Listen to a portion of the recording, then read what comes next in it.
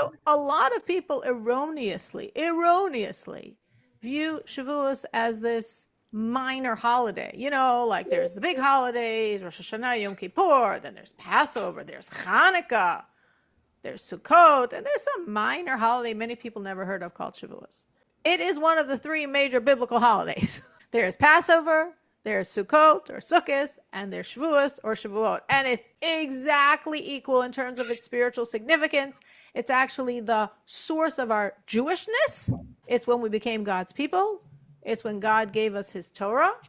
And giving us his Torah, he gave us himself. So this is a really significant holiday that happens to be, for various mystical reasons, in Israel one day and outside of Israel two. But in terms of spiritual significance, it's no less significant. So this is this coming Sunday night, Monday through Tuesday night.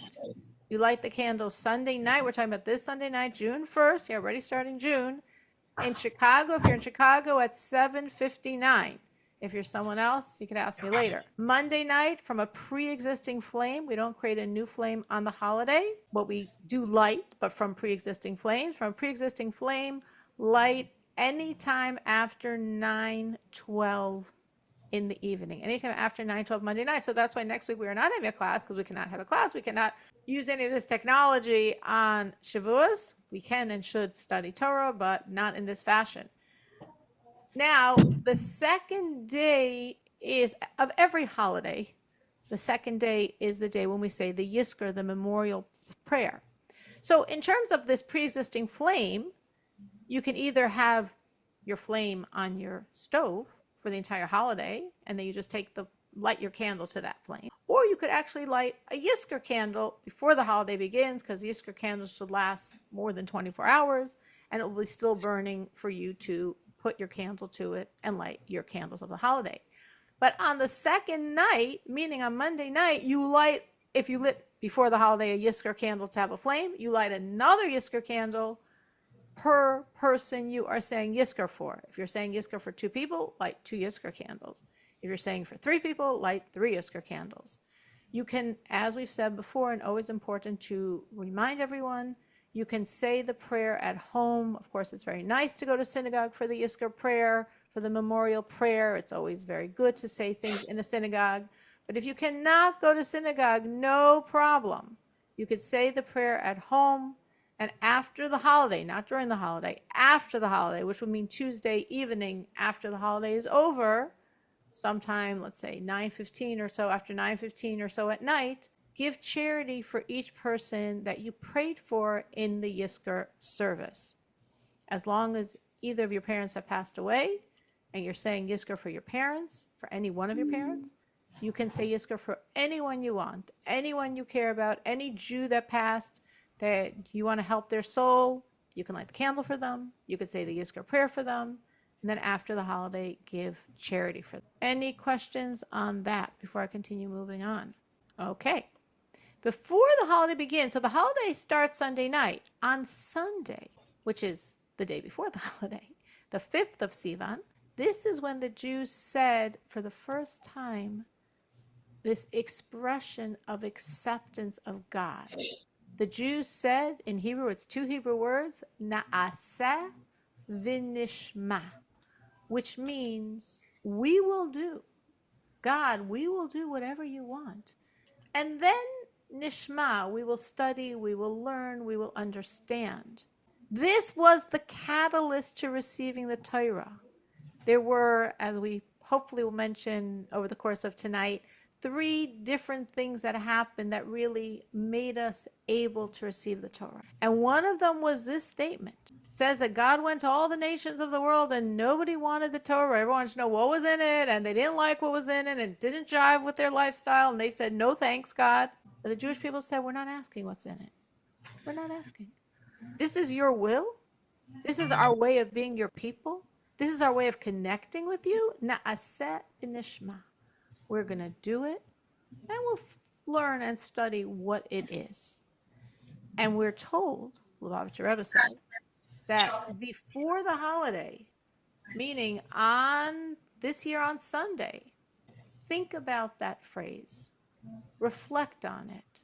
Take ownership of it. What does it mean when we're saying to God, because we're a reincarnation of that generation, we all said it, we will do, and then we'll learn about it, and then we'll understand the reasons. We don't need to understand the reasons, God, to accept your Torah, to become your people. We're ready, we're willing, we're going to do it. Na'aseh, we're going to do it, and then nishma, let's understand. Super, super important to go to synagogue on Monday, June 2nd to hear the 10 Commandments. If you do not know the time of the Commandments reading, then call your local synagogue or local Chabad house. I'm sure many Chabad houses have a few readings to make it doable for people. If people have to work by day, I'm sure they have a reading after work hours. They usually make an ice cream party, so more motivation to go. Make sure you are there. If you don't usually go to synagogue, if you're not a synagogue goer, if you don't enjoy going to synagogue, that's fine. That's fine. No problem. But on the first day of Shavuot is the most important day of the entire year. Yes, I say that, knowing there's a lot of holy days. There's Rosh Hashanah that's very holy. There's Yom Kippur that's very holy. But you can hear shofar not in a synagogue. To hear the 10 Commandments, you have to be in a synagogue. Passover is very holy. You don't have to go to synagogue. Sukkot is very holy. You don't have to go to synagogue. Shavuos, you have to go to synagogue to hear the 10 Commandments. Why do you have to be there? Because we're told that as we read the 10 Commandments down here, God is giving us again, one more time, his Torah. And we want to be there to receive it. Which means this year, and yes, I did the math before to make sure my number was right, it is time 3,337. For 3,336 times, we have already received God's Torah. Each year on a deeper level. Each year, God's giving us a deeper level of self. And this year, we're reaching time 3,337. A deeper level of God than ever before. So the most important thing I can tell you, besides the fact the holiday itself, is make sure you're in synagogue. If you don't want to be a long time, ask your synagogue, what time is the 10 Commandments? That's when I want to be there.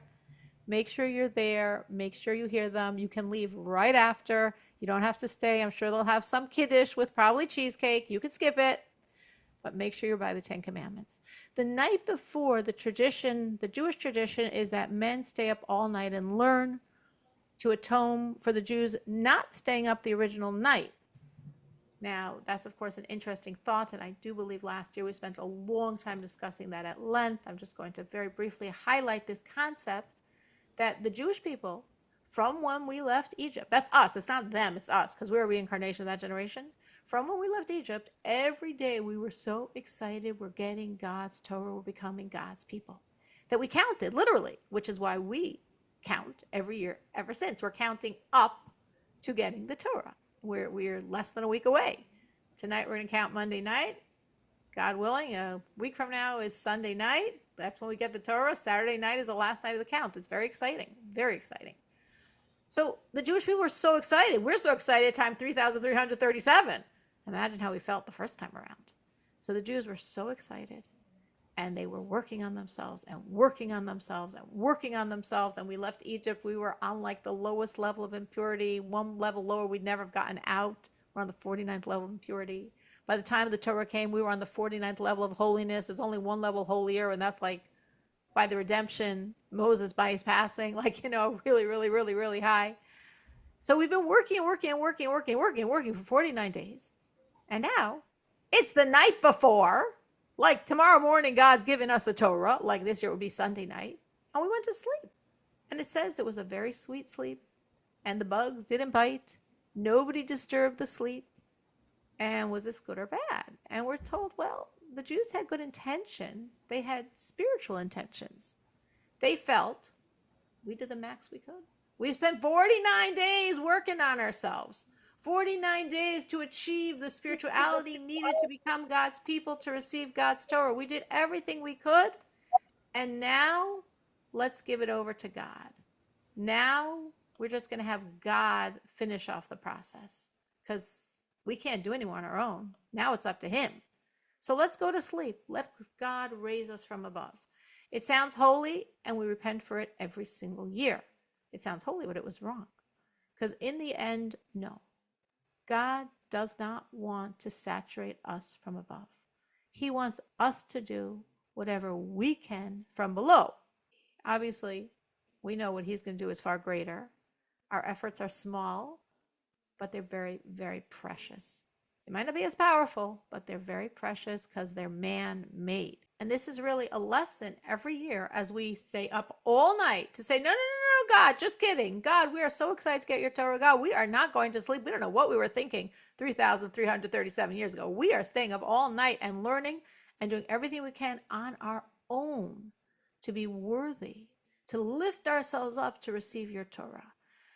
And that's really the message in general, not just for that night of Shavuos. How can I, with my efforts, bring God into my life?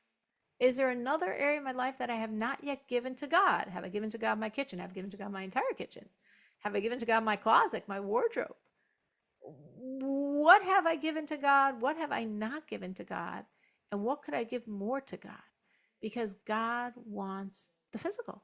He wants everything. He wants my wardrobe, and he wants my bedroom, and he wants my kitchen. He wants my doorposts. He wants everything. He wants me within every aspect of my physical life.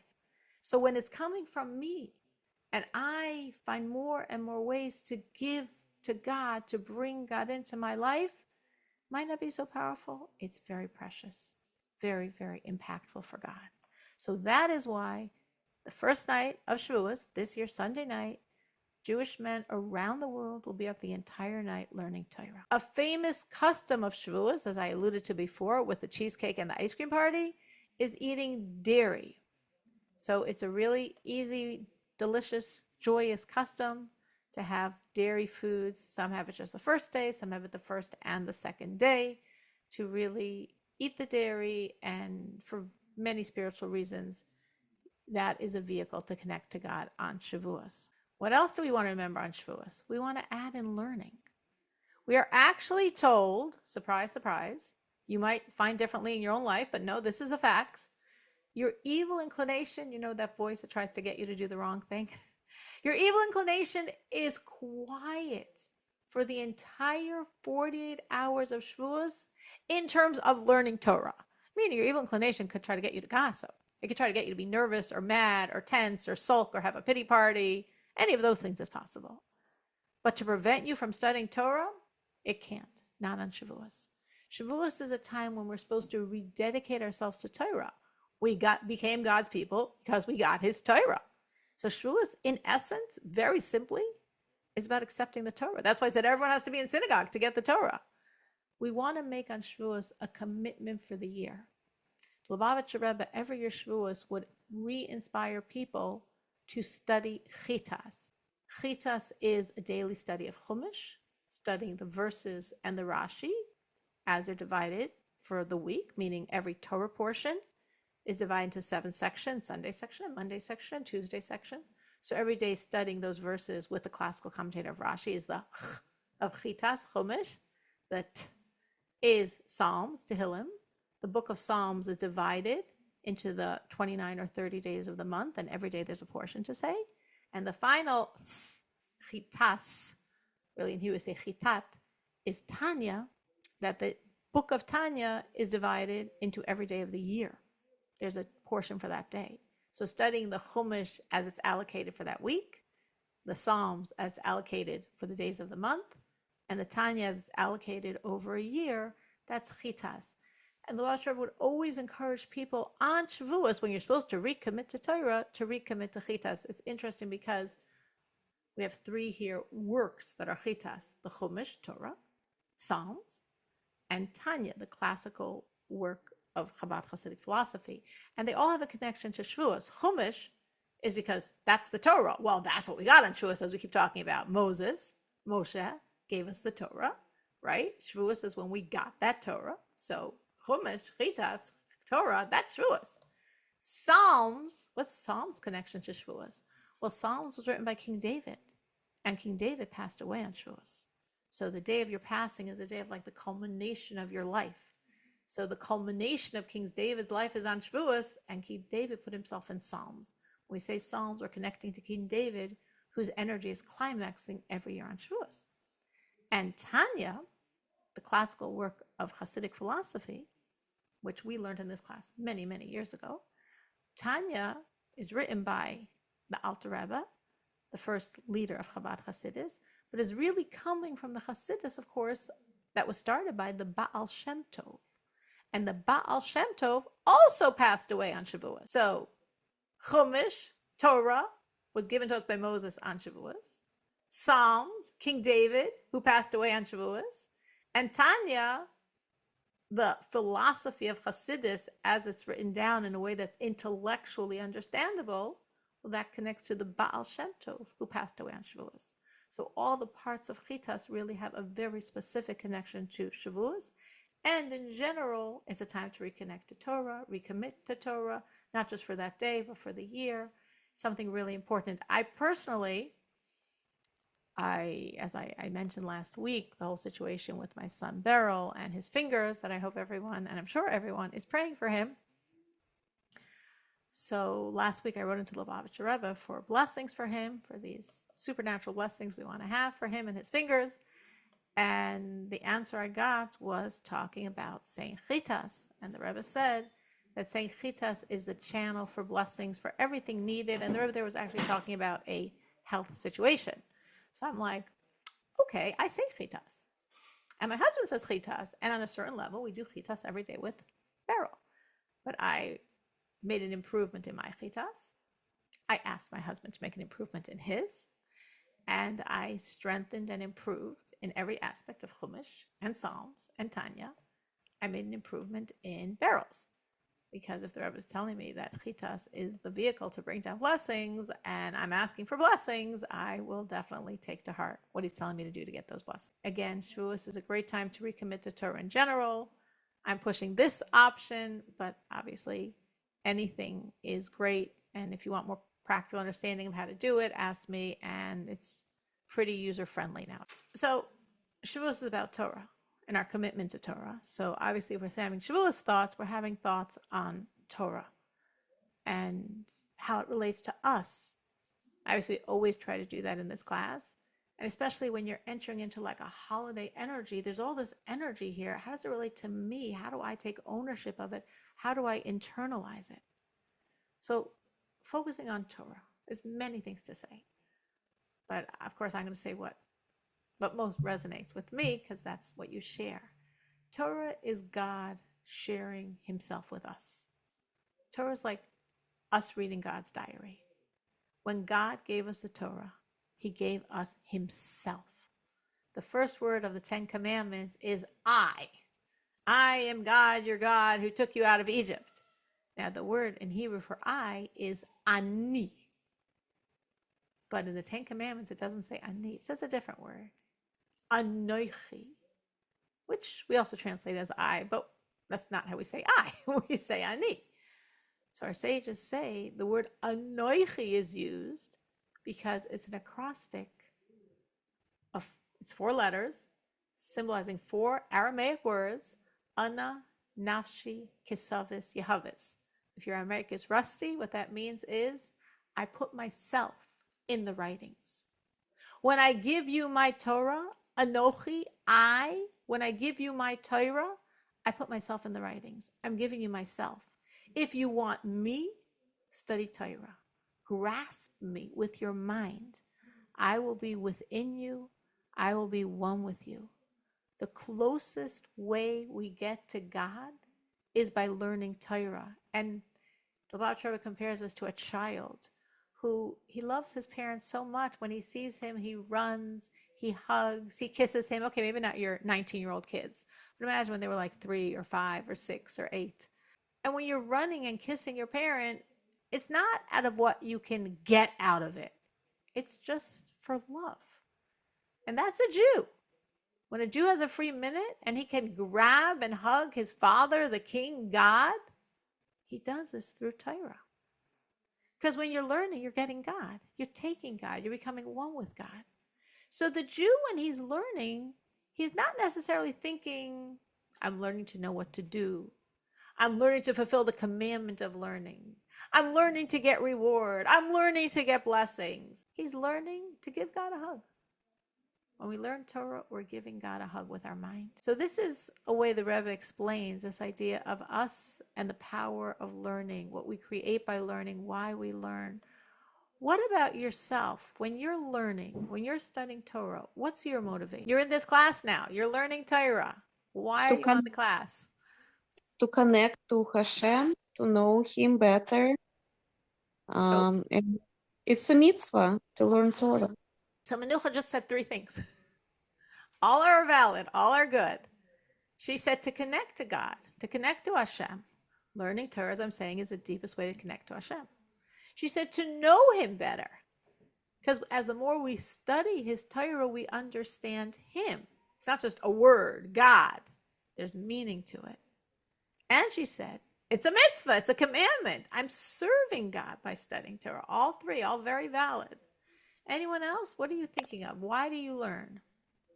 I'm not on such a high level as Menucha. Okay, that's okay. You could aspire. I learned Torah because I like to learn something that excites my intellect. And usually when I learn Torah, I'm learning something that's like something interesting that I can think, I can sometimes understand something, and it gives me joy. So usually after I learn Torah, I feel like uplifted that I learned something that's I don't know. I mean, I know that it's food for my soul. But if I didn't know it, I would just say that it just gives me this like a good feeling. It's nurturing. Nurturing, right? So it's nurturing. So that's number 1. And number 2, that when I learn halacha or something around halacha, it gives me knowledge. What should I do? How I should? What kind of work I need to do in my Jewish life? So Chava did both. She did the inner dimension and the legalistic dimension. She started with the inner dimension. And so she said she's not on such a high level, but she did say that when she's learning Torah, she enjoys it. She has a mind. It stimulates her mind. It feeds her mind. And she said she also feels correctly that it's feeding her soul. She might not know those are the words, but when she finishes learning, she feels good. She feels stimulated. She feels energized because it's the food. It's the only food of our soul. You can serve God all day long. It's not feeding your soul. The only thing that feeds your soul is Torah. So it feels good. It feels good on the inside. It feels good intellectually. And it feels good soulfully. And if you're learning law, she said she feels good because she knows the more she learns, the more she finds out what she's supposed to be doing, what she should be working on, what she should add in her fulfillment of God's will. So she might be learning some things to excite her mind and some things to lead her to more action as a Jew.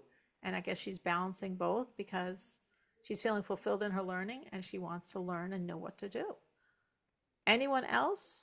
What are you thinking? Why are you learning? Well, first time I went to Torah class, actually, it was given by Katya husband Sholom. I can't say I was stimulated, but next time I was drawn to it.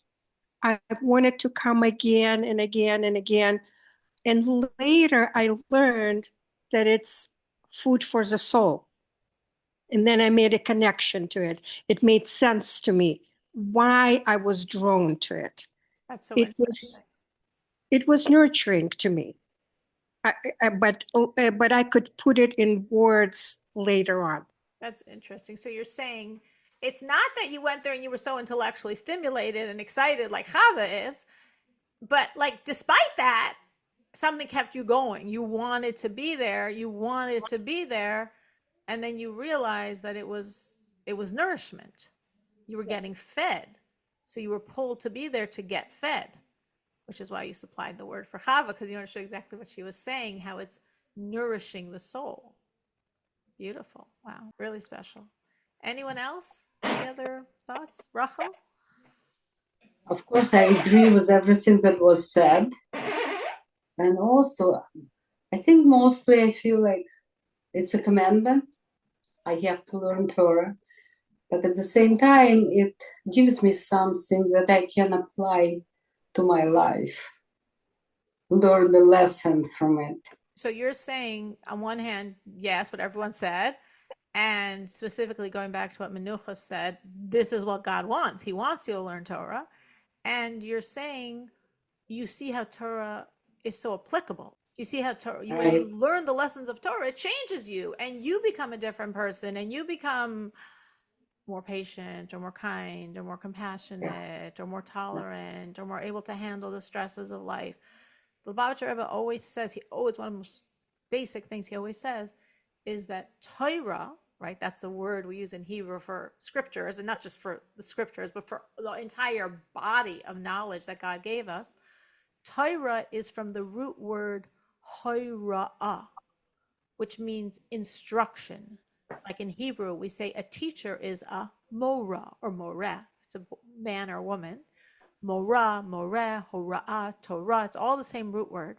And it means teaching us.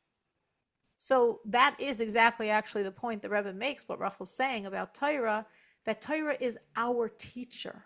It's like the master teacher for us. So it's not just I'm acquiring knowledge, but I'm the subject. I'm taking Torah and applying it to me personally in my life, and I change. I grow because Torah is my almost personalized instructor for life, guide for life.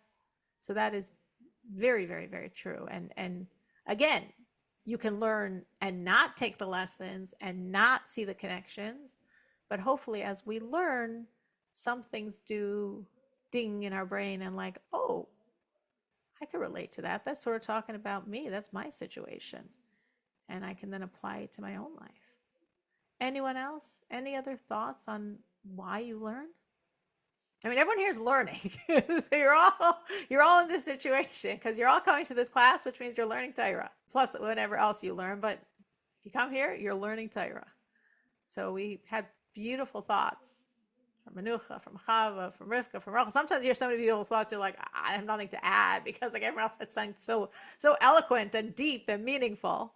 But anyone have anything else that they would like to add? Why they learn? What motivates them? Okay. So we got a really lot of beautiful answers, and of course, it was really nice to hear those answers. But I think Cyril, Chava. can I add one more thing? Absolutely. Sometimes there's a situation in life when we don't know what's correct and what's not correct, and we know that Torah is source of truth, and that's one more thing for me that that's what the way Torah teaches us to behave in certain situations, or to look at certain situations that's not black and white, right? For example, how much cost slave, right? Like there is a lot of things that we would think and may have different wrong inclination, but Torah is that center, that source of truth, and that's a very important thing for me, that I can always say this is source of truth, and that's maybe I don't understand, maybe I still need to learn, but I know this is correct. So when you're saying, like, for example, if Torah is saying you should dress modestly, then you could say, with my education, I wouldn't have thought that's really even appropriate or the right thing. but I know Torah says it, so I know that is the right thing. And then I want to emulate that truth. And maybe the more I emulate it, the more actually it makes sense in my brain as well. No, okay. Like, Give me an example if you can. okay, I'm I want trying to to unpack give, it a little more. okay, yes, I want to give you a different example. Let's say different example. In Talmud, it says that if your mother took your wallet and threw it in the river, right, you cannot say anything negative to your mother, right? So that may be not that obvious, right?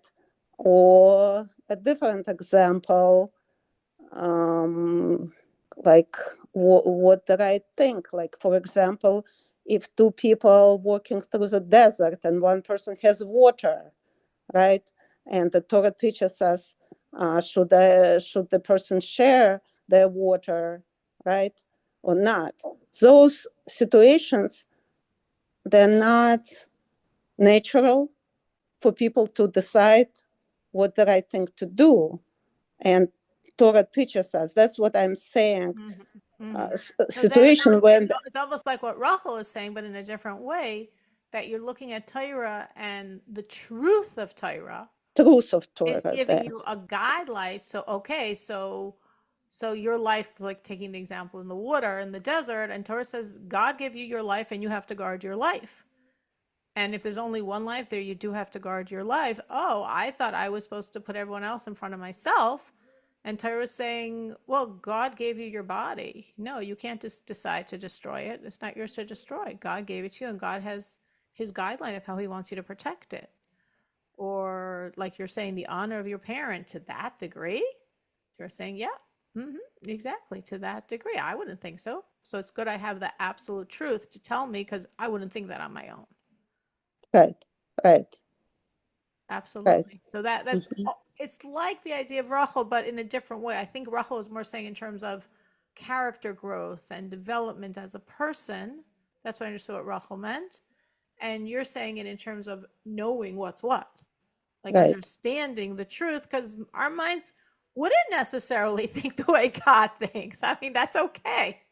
It's okay for us to accept that we're human, and as human, we're flawed, and as flawed, we wouldn't know what's correct.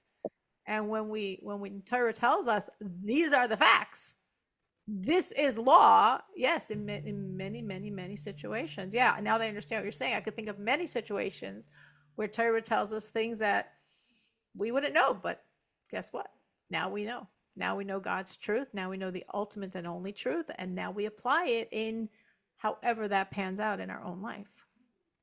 Very true. Very true. Chava, stimulate anyone else to share? This is so special because Shavuot is coming up and we're rededicating ourselves to Torah. So when we rededicate ourselves, it's good to what I hope we're all doing is thinking, so what am I thinking about? And am I going like Menucha was saying? Of course, Menucha gave me 3 ideas, or Rachel's, or Rivka's, or Chava's other one. Like, I never thought of it that way, but maybe I'd like to explore that. Maybe I'd like to approach Torah that way. Maybe I'd like to feel like Rivka's saying, just it's feeding me. As Chava was pointing out, like it's my food. Do I ever feel it's my food? Sometimes if you stop learning and then you feel weak and then you realize it's your food, or sometimes like, oh, that is what I was feeling, but I never connected it that way. So as we're hearing what everyone's saying, the idea really is for each one of us to introspect in terms of ourself and our Torah study. And you're all studying Torah, you're all in this class. What's going on? Why am I doing it? And why could I be doing it? Why could I be doing it? So as was said, Torah is very special because Torah uniquely, only through Torah, are God and I one, absolutely one. When we do a commandment, we're nullified to God, which is amazing. But exclusively, only with Torah am I one.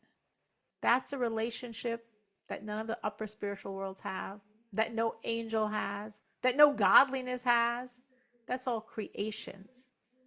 All creations get their life from Torah. But when we study, we are one with Torah. We are one with God, as God is in Torah. We're one with the source of creation, including the most supernal levels. We're one with that which is feeding everything else. So, do you experience this when you study Torah? Or maybe it's easier to think of it the other way, because I think what we just heard from Chava, from Menucha, from Rivka, from Rachel was like some of the feelings when you do study Torah. So let's flip it the other way. When you don't learn, when you were like on vacation or whatever happened, got too busy in your life to make it, do you feel more remote from godliness and spirituality? Do you see that you feel less connected? Like if you were on vacation for 2 weeks and didn't come to this class or any other class you go to, or didn't study, it happens. Things come up in life. You're very busy with work or health issues or family issues, and you slack off. I mean, like, that's life. We understand that. Do you see that in yourself? That when you're not connecting, when you're not feeding, in general, you feel a little more distant to God, godliness, spirituality, serving Him? Do you see the connection? Have you experienced that? Anyone? Yeah, can I answer? Sure, Manucha.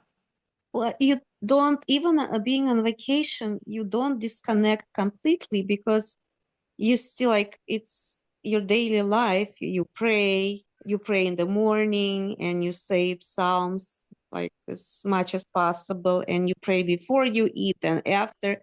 So you cannot disconnect because it becomes a part of you. So Manucha's saying no, because even if she's not studying Torah, she's got so many other ways she's connecting to God. Mhm. So she's good. She says no. Anybody else? Any other experience people have had? Because this is a human experience. We have times when we can study. We have times when we can't study. Anyone else? Anyone else has had that experience?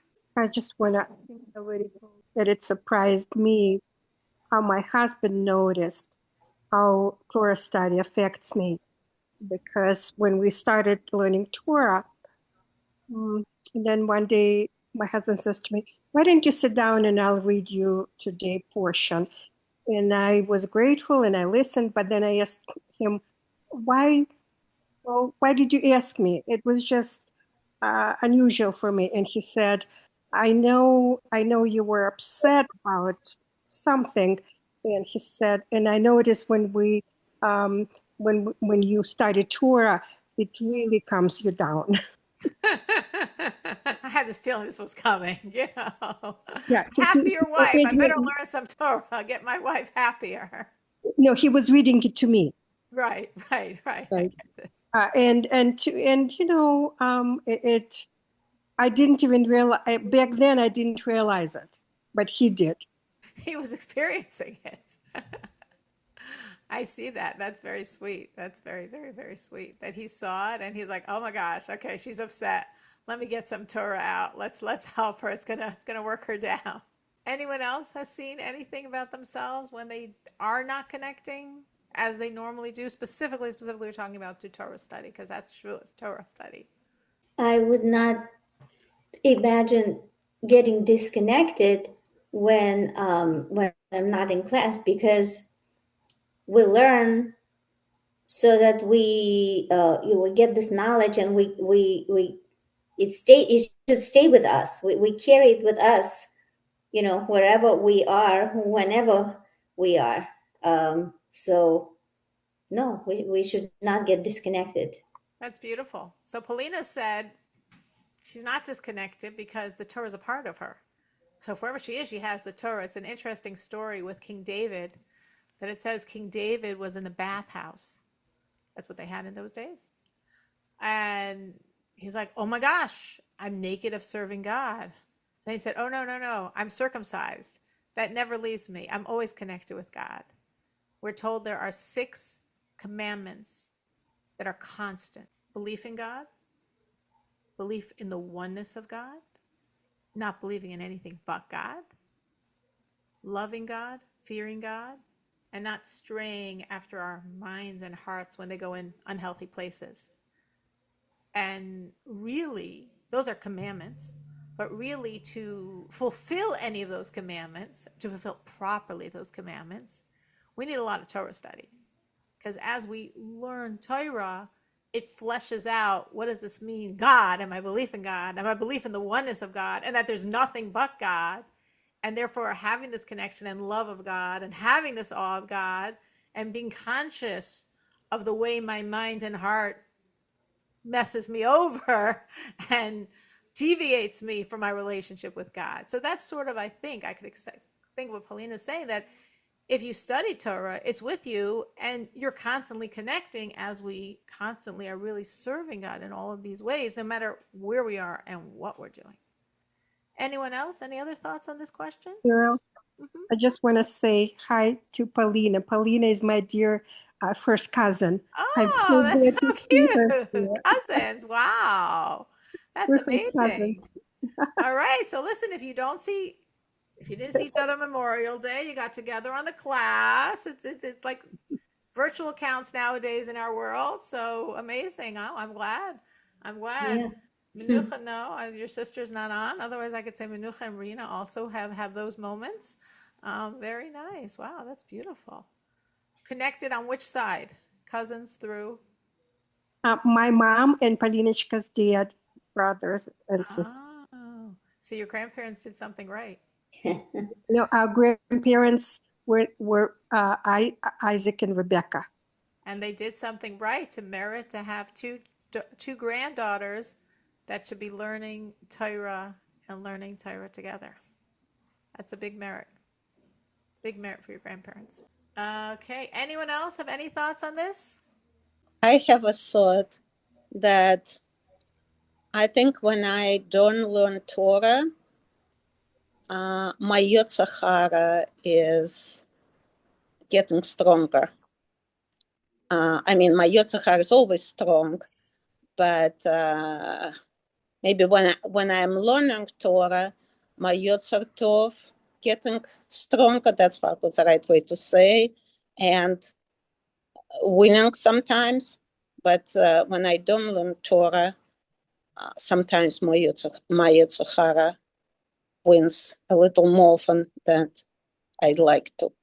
I think you're absolutely right. That's actually what our sages say. Our sages say God created the evil inclination and God created Torah as the antidote. And that Torah, in another place, the sages say that Torah has the power to weaken. That's exactly what you're saying. Torah weakens the evil inclination. So as we study, we're weakening the evil inclination, which definitely feels quite strong. Mine too. But this is his weakened version. And when we're not studying Torah as much, then yeah, it gets stronger. It's strong and it gets stronger because we don't have the Torah as the antidote. You're absolutely right. So going connect this back to what Paulina said. Actually, I'm thinking if you're in a situation where you normally will be learning and can't, it's good to review in your mind ideas of Torah you know. Because again, it's not only an acquisition of knowledge, it's a spiritual energy. And the fact that you already learned it doesn't lessen its spiritual power. It's very potent, it's in your brain. So when you consciously are thinking it, ideally, of course, I don't think people in their learning here, they memorize word for word, but I do have various texts that I've memorized word for word, and I review them on a daily basis. I don't have to be, I can be driving, can be washing my dishes, can be sweeping my floor. That's usually what I'm doing when I'm reviewing one of those three things. And, some mindless activity, but I'm strengthening and purifying my brain with the Torah that I'm reviewing word for word in my brain. It's changing my brain cells, and it is the antidote to the evil inclination. It is weakening the evil inclination. It is connecting me to God.